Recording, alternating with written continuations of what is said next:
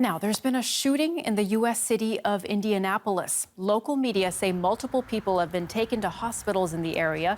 Police were called to respond to reports of shots fired at a FedEx facility on the southwest side of the city near Indianapolis International Airport. Now, police have confirmed that the gunman is dead and say they do not believe the general public is in immediate danger. After a preliminary search of the grounds, inside and out, we have located 8 people at the scene with injuries consistent to gunshot wounds.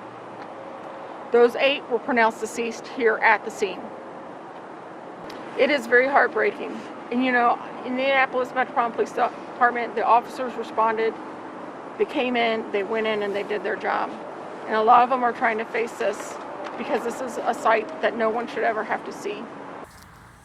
We can get the latest on this story now with senior reporter for Business Insider, Anya Kane. She is in Indianapolis and at the scene at that FedEx facility. Anya, thanks so much for joining us. As we said, you are there. Tell us what you're hearing and seeing on what has happened. Absolutely. Thanks for having me. I'm standing outside of the FedEx facility on the southwest side of Indianapolis. All is quiet here right now, although you can still see some of the police lights in the background going off. There's not much to update you on at this point. It seems like there's been media gathering all night.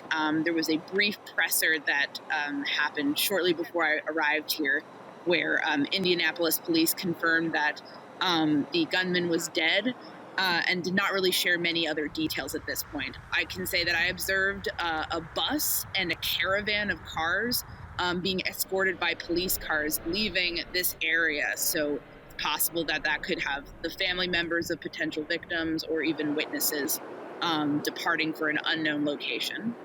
Yeah, Anya, we are seeing some reports from the Associated Press that apparently up to 8 people have been shot dead. Can you tell us more about who might be injured and what more police are saying about that? Absolutely. I actually just got off the phone with state police. They weren't really able to clarify about number of casualties or number of injuries at this point. I've seen unconfirmed reports that it could be up to 60 injured. But at this point, I have no verification on that. We do know that this is a very large facility, and police appear to still be going through it. So it's possible that there could be casualties or injuries that we don't know about yet, just because police still have to secure the scene and police still have to go through and make sure everyone's out of this facility. And Anya, you know, police, as you said, have said the gunman is dead. Is there any indication, I know it's very early, but any indication what the motive might have been? Yeah, as you mentioned, it's very early. I mean, and it's hard to with something like this. It's unfortunately so common in the United States, you know, and the motive is often something that we want to know early on. Haven't heard anything on that.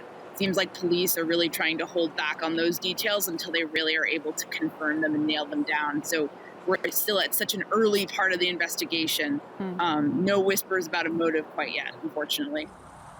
All right, we'll leave it there. A senior reporter for Business Insider, Anya Kane, at the scene there at that FedEx facility in Indianapolis. Thank you so much for bringing us up to date. Thanks so much.